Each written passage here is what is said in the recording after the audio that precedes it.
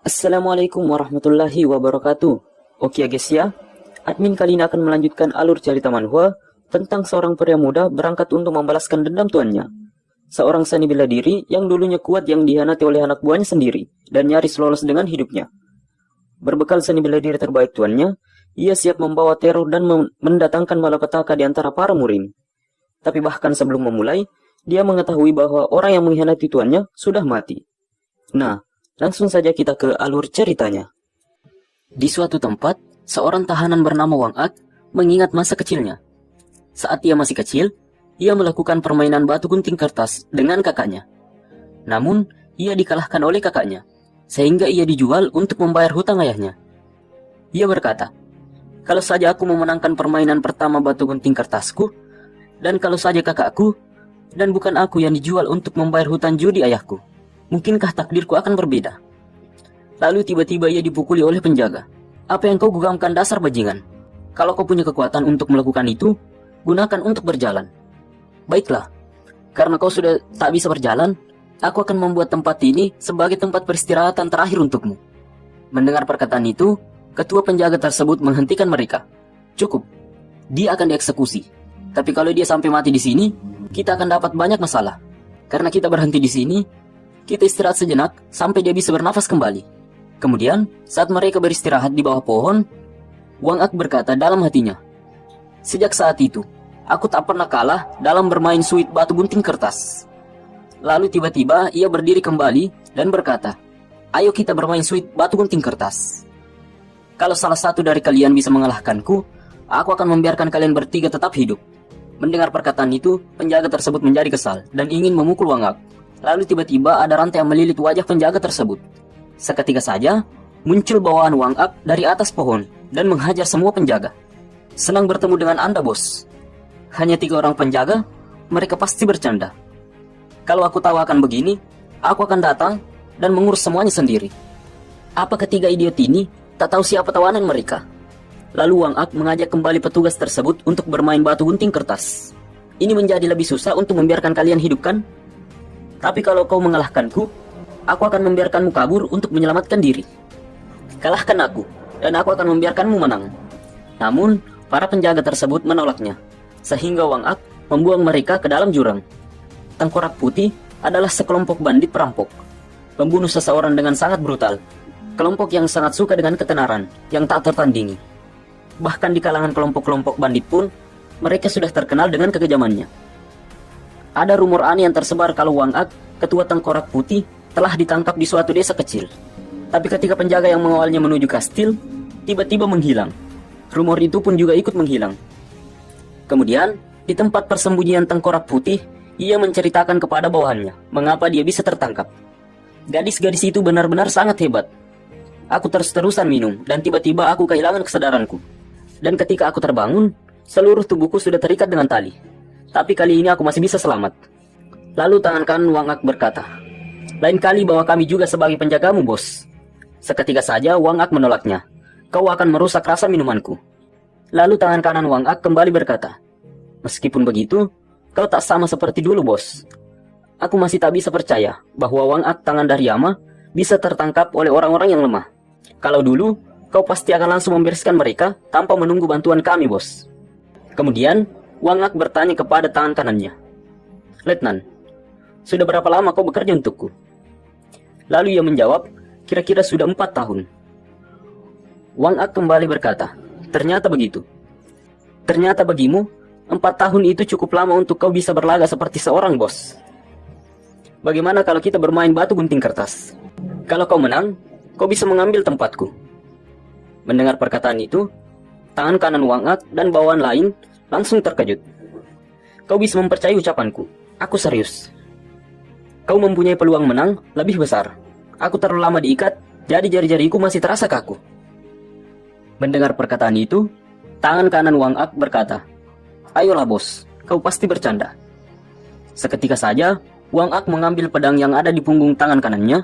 Ternyata pedangmu cukup tajam juga. Lalu tiba-tiba, tangan kanan Wang Ak telah terpotong-potong. Lalu ia bertanya kepada bawahannya, "Apa kau tahu di mana keberadaan orang itu?" Bawahannya berkata, "Dia bersembunyi di suatu tempat dekat dengan Gunung Naga Kuning." Ternyata selama ini, dia menyamar sebagai keturunan dari keluarga bangsawan. Letaknya tak jauh dari sini. Kemudian, saat minuman Wang Ak habis, ia meremukkan gelasnya dan berkata, "Habis sudah minumanku. Ada yang mau bermain batu gunting kertas untuk menyenangkan hatiku. Kalahkan aku, dan kau bisa menjadi nomor 2. Bagaimana?" Kemudian, di tempat lain, di warung tempat Gangrong bekerja, seorang pelanggan bermain batu gunting kertas dengan temannya. Dan yang kalah, yang akan membayar makanannya. Lalu ia berkata, "Sebanyak apapun kita bermain, kau tak akan pernah menang melawanku. Hahaha. Karena itulah, level bela diri kita berbeda. Permainan batu gunting kertas itu diselesaikan secara instan. Ketika kau memutuskan apa yang akan kau keluarkan, hampir mustahil untuk merubahnya. Jadi untuk memenangkan setiap permainan, kau tak hanya membutuhkan mata yang cepat untuk melihat apa yang lawanmu akan keluarkan, tapi juga refleks dan akalnya." Kemudian, Gangrong pergi untuk mengantarkan pesanan bakpao. Ibu Yering yang melihatnya pergi, ia berkata, "Dilihat dari ukuran pesanannya, pasti untuk Tuan Nam lagi. Keturunan keluarga bangsawan atau apalah itu. Orang yang selalu mengurung diri di rumah karena kesehatannya yang buruk. Aku ingin melihat bagaimana rupa orang itu. Tapi dia tak pernah sekalipun keluar rumah. Mungkin aku harus menyusup ke rumahnya dan mengintip wajahnya." Mendengar perkataan itu, Ibu Yering berkata, "Astaga ibu, kenapa kau seperti itu kepada seseorang yang terlalu sakit untuk bisa keluar rumah?" Kemudian, saat tengkorak putih sedang dalam perjalanan, ia bertemu dengan Gangrong. "Ada orang aneh yang berlari ke arah sini. Bagus, kita bisa bertanya kepadanya, apa kita berada di jalan yang benar." Saat mereka menghentikan Gangrong dan ingin bertanya, ia tiba-tiba mencium bau makanan. "Hei gendut, turunkan benda ini agar kami bisa mencicipinya." Seketika saja, Gangrong berkata, "Oh, maafkan aku. Seseorang sudah memesan semua ini." Mendengar perkataan itu, bawaan Wang Ak merasa kesal. "Apa kau baru saja menolak? Hei gendut, kau kira kami ini siapa?" Lalu tiba-tiba Wang Ak berkata, "Aku suka bocah pemberani." Benar, seorang pengantar barang harus berani seperti itu. Hahaha. Tapi karena kami sedang kelaparan, kenapa kita tak memutuskannya dengan batu gunting kertas saja? Mendengar perkataan itu, Gangrong bertanya, "Kalau aku menang, apakah aku boleh lewat?" Lalu Wang Ak berkata, "Tentu saja. Tapi kalau aku yang menang, kami akan mengambil makanan itu dan satu tanganmu juga." Kemudian, Gangrong pun menyetujuinya. Saat mereka melakukannya, Wang Ak terkejut karena ia dikalahkan oleh Gangrong. Lalu Gangrong pergi dan berkata, "Aku harus segera mengantar ini, jadi selamat tinggal." Wang Ak yang merasa sangat kesal karena telah dikalahkan, ia langsung menyuruh bawahannya untuk mengejar Gangrong. Namun, para bawahannya tak dapat mengejar Gangrong. "Kalian kehilangannya. Padahal kalian berdua adalah yang tercepat di antara tengkorak putih." Lalu bawahannya tersebut berkata, "Hutannya berkabut, dan ada banyak jalan yang bercabang." Mendengar perkataan itu, Wang Ak berkata, "Kurasa itu dapat dimengerti. Terlebih, kalian memang tidak familiar dengan daerah ini. Ngomong-ngomong, bagaimana pendapat kalian tentang pertandingan tadi? Dari yang kalian lihat, aku kalah. Dan kalian semua melihatnya. Itu saja kan?" Seketika saja bawaan Wang Ak berkata, "Ya, tentu saja, cuma itu yang kami lihat." Lalu Wang Ak berkata, "Tapi itu hanya ronde pertama saja. Aku selalu bermain 3 terbaik untuk merasakan sensasi kemenangan berturut-turut di 2 pertandingan terakhir. Setelah sengaja kalah di pertandingan pertama. Tapi bocah gendut itu malah lari sebelum pertandingannya benar-benar selesai." Lalu Wang Ak menyuruh bawahannya untuk menggantikan Gangrong untuk melanjutkan permainannya. "Satu ronde untuk masing-masing kalian berdua. Aku membiarkan dia memenangkan ronde pertama. Jadi kalau aku kalah 1 dari 2 pertandingan yang tersisa, aku akan mengakui kalau aku kalah." Mendengar perkataan itu, bawahan Wang Ak langsung terkejut dan ketakutan. Lalu Wang Ak berkata, "Apa ada masalah? Bermain batu gunting kertas kan hanya soal keberuntungan. Kalian melihatku kalah dari bocah itu, bukan?" Kemudian, di tempat lain, Gangrong telah sampai di kediaman Tuan Nam berada. "Oh, lihat, minyak yang merembes di sana. Sudah lama aku tidak memakannya. Aku hampir mati, saking menginginkannya kembali. Hahaha." Lalu Tuan Nam memberikan Gangrong koin yang banyak. "Wah, lagi-lagi ini terlalu banyak." Mendengar perkataan itu, Tuan Nam berkata, "Tidak masalah, ambillah. Lalu ini untuk sumbangan bagi yang kurang mampu. Aku harap kau bisa membantuku menyerahkannya ke kuil naga kuning." Lalu Gangrong kembali berkata, "Lagi, Anda sudah menyumbang sangat banyak saat saya mengantarkan makanan terakhir kali." Kemudian, Tiba-tiba Gangrong memasukkan tangannya ke dalam bajunya. Seketika saja, para penjaga menodongkan pedangnya ke leher Gangrong. "Keluarkan tanganmu dari sana, kalau kau tidak ingin kehilangan kepalamu." Lalu Gangrong mengeluarkan sesuatu dari dalam bajunya. Ini adalah ginseng liar dari kakek Huang. Seorang penggali ginseng ingin saya memberikannya kepada Anda. Ia bilang akan meningkatkan stamina Anda. Seketika saja, Tuan Nam meminta maaf kepada Gangrong. "Oh, aku minta maaf. Tolong dimaklum. Mereka hanya melakukan pekerjaan mereka sebagai bodyguardku. Tapi siapa kakek Huang itu? Dan kenapa ia memberi aku sesuatu yang sangat berharga seperti ini? Aku tidak ingat dengannya sama sekali." Mendengar perkataan itu, Gangrong berkata, dia bilang, "Anda adalah penolongnya. Sewaktu istrinya meninggal dunia, ia memiliki waktu yang sulit karena tidak punya uang untuk memakamkannya. Tapi donasi dari Anda menyelamatkannya. Itulah yang dia katakan pada saya. Ada banyak orang selain kakek Huang yang ingin membayar kebaikan Anda dan ingin bertemu dengan Anda. Jadi datanglah ke desa saat Anda sehat kembali." Kemudian, saat Gangrong pergi, Tuan Nam melihat kembali ginseng liar tersebut. "Bukankah ada yang bilang kalau ginseng liar adalah sesuatu yang bahkan tidak akan kau bagi pada sanak saudaramu? Aku akan memakannya karena ia sudah memberikan padaku." Benar-benar bodoh. Cukup lembar satu tangan penuh berisi koin ke arah mereka, dan mereka akan menyembah-nyembahmu di atas kotoran. Mereka tidak pernah bertanya, dari mana aku mendapatkan uang itu? Atau kenapa kau memberikannya kepada mereka? Mereka hanya ingin membayarmu kembali untuk beberapa koin yang telah kau berikan pada mereka. Aku bisa mengambil keuntungan dari hal ini.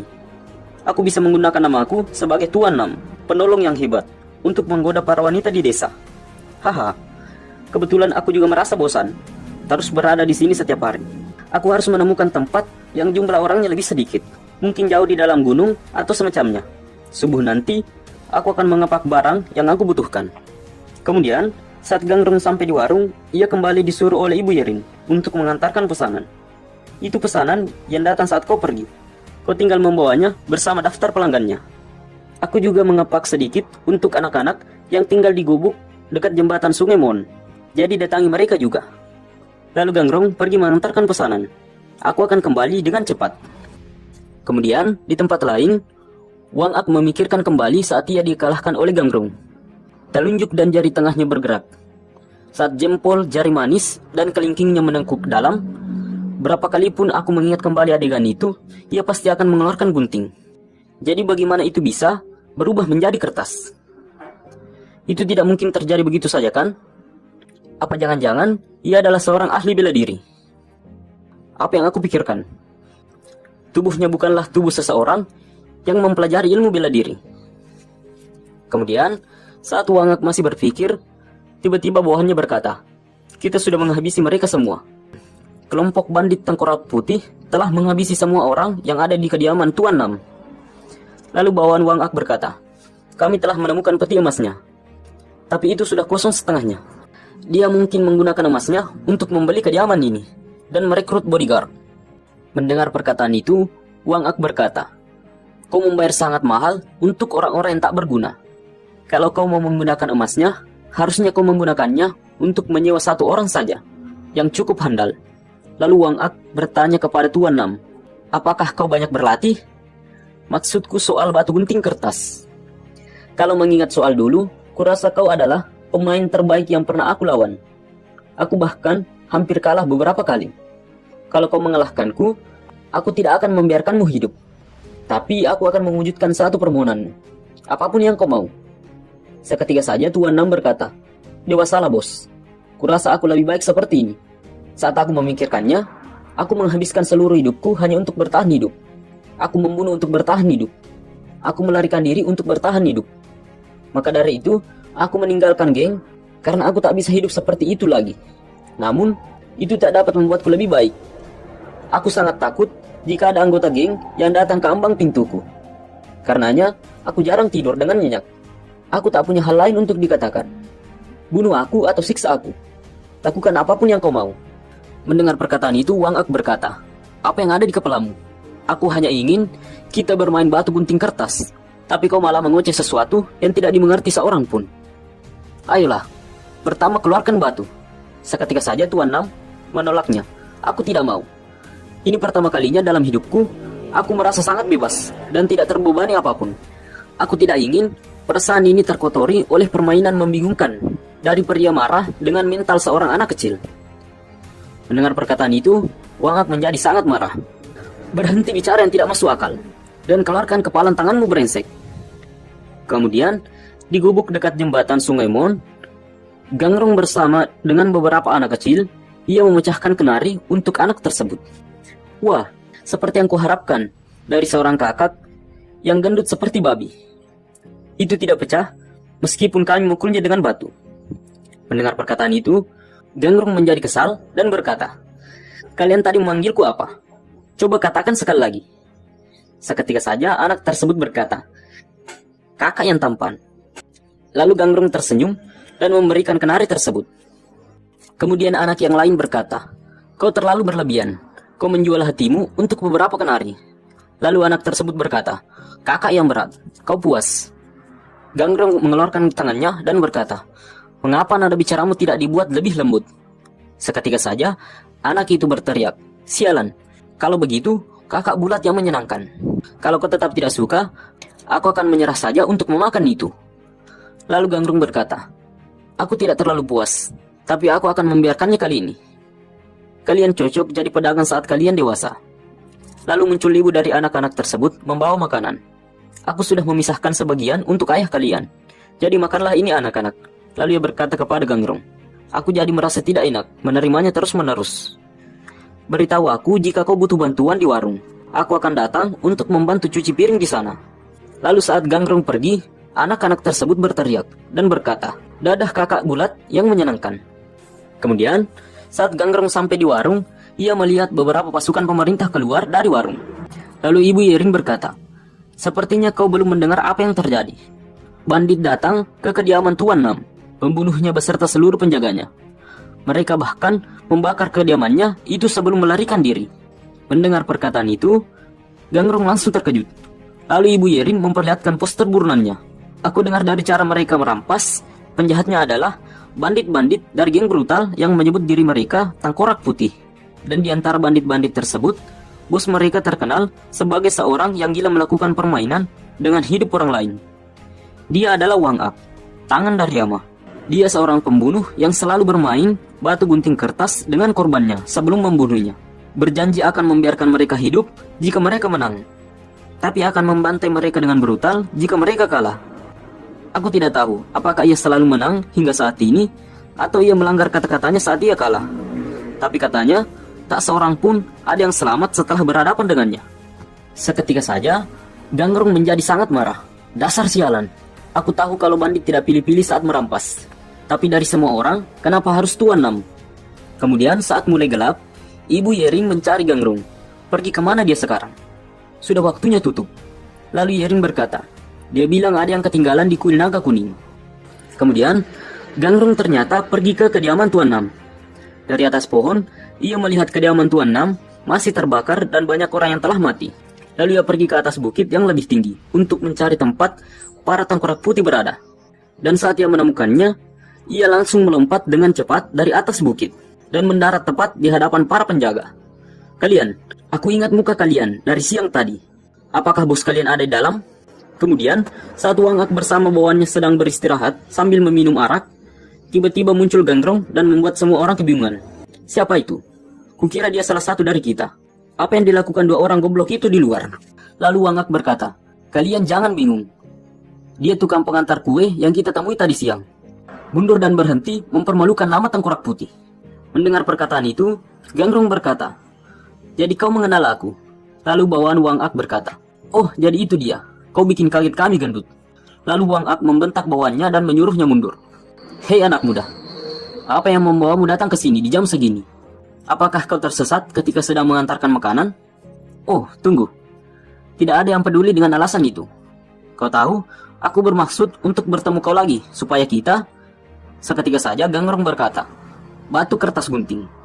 Aku datang ke sini karena aku mendengar kau senang bermain itu. Kau tahu, aku juga benar-benar suka bermain batu gunting kertas. Aku sama sekali tidak pernah kalah sama siapapun." Seketika saja Wang Ak berkata kepada para bawahannya, "Dari sekarang dan seterusnya, apabila ada yang mengintip tanpa izinku, akan kucabut lidahnya." Lalu Wang Ak berkata kepada Gangrong, Aku mengerti sekarang. Jadi kekalahanku bukan sebuah kebetulan. Kau tahu, aku tidak tahu perasaanku tentang itu. Itu adalah pertandingan yang sangat sengit sekali, bukan? Dan kau pergi jauh-jauh ke sini untuk mencariku karena kau tidak puas dengan kemenanganmu. Ayo lakukan ini dengan caraku, teman. Terbaik dari 3 permainan, termasuk hasil permainan tadi siang. Jadi, aku harus menang 2 pertandingan sisa. Tapi kau hanya butuh menang 1 kali, dan itu selesai. Kemudian, Gangrong pun menyetujuinya. Ya, aku mengerti. Tapi jika aku menang, kau harus pergi ke pengadilan dan menyerahkan diri. Dan jika aku kalah, aku akan membiarkanmu untuk bertarung denganku. Jadi bagaimana? Lalu Wang Ak hanya terdiam sambil memikirkan sesuatu. Gangrong yang melihat Wang Ak terdiam, ia berkata, "Sebenarnya, aku sudah berpikir sampai otakku miring. Tapi aku tidak mampu berpikir memberimu apa. Semua yang kumiliki hanyalah sedikit ilmu bela diri yang kupelajari." "Oh, tentu saja. Kau boleh serang pertama." Lalu Wang Ak pun menyetujuinya. "Baik, aku menerima syarat-syaratmu. Itu akan jadi lebih seru jika memotong sebuah ikan yang segar, yang bersemangat, daripada yang lemas." "Hei gendut, aku tidak tahu muslihat apa yang kau lakukan tadi siang, tapi itu tidak akan bekerja sekarang."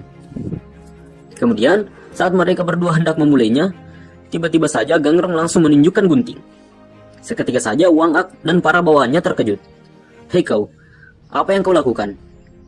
Saat Wang Ak melihat ke arah Gangrong, ia langsung terkejut dan ketakutan. Ia melihat dan merasakan aura yang sangat mengerikan.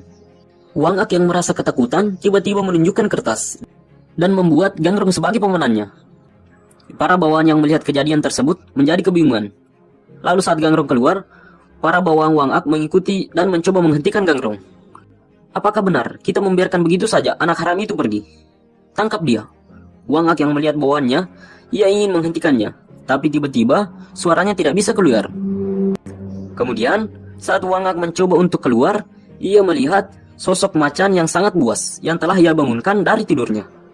Semua bawahan Wang Ak telah dibantai oleh Gangrong. Lalu Gangrong berkata, "Wang Ak, si tangan dari Yama, itu kau kan? Jaga janjimu." Wang Ak yang melihat Gangrong hanya terdiam karena ketakutan. Seluruh anggota Tengkorak Putih telah dibantai oleh Gangrong. Kemudian, keesokan harinya, di warung tempat Gangrong bekerja, para pelanggan membicarakan tentang Tengkorak Putih yang telah ditangkap. Tapi mereka kebingungan siapa yang telah mengalahkan mereka. Karena prajurit hanya mendapat info, dan saat mereka sampai di TKP, semua anggota Tengkorak Putih telah dikalahkan. Bahkan bos mereka dalam keadaan yang sangat buruk. Sampai-sampai dia tidak bisa dikenali sama sekali kalau tidak ada tompel di keningnya. Bukan hanya bos mereka saja yang menjadi gila, tapi semua anggotanya juga ikut gila. Mereka semua berkata penuh omong kosong. Bagaimana bos mereka bisa kalah jadi seperti itu? Cuma karena dia kalah permainan batu gunting kertas. Ibu Yering yang mendengar pelanggannya bercerita, ia berkata, "Batu gunting kertas. Jadi itu bukan dia ya?" Lalu Yering berkata, "Kan sudah kubilang, bukan dia kali ini." Lalu tiba-tiba Gangrong muncul. Kenapa tentang aku?" Yering berkata, "Tidak ada kok. Apakah kau mendapatkan bahan-bahan makanan?" Lalu Ibu Yering berkata, "Aku bertanya karena aku tidak pernah melihat orang yang benar-benar buruk dalam permainan batu gunting kertas seperti kau. Apakah pernah kau menang dalam permainan itu?" Kemudian Gangrong berkata, "Sudah, tentu pernah. Aku pernah menang melawan makhluk primata yang memiliki jari. Aku pernah menang, dan tidak cuma 1 kali, tapi 2 kali. Dan itu baru saja terjadi."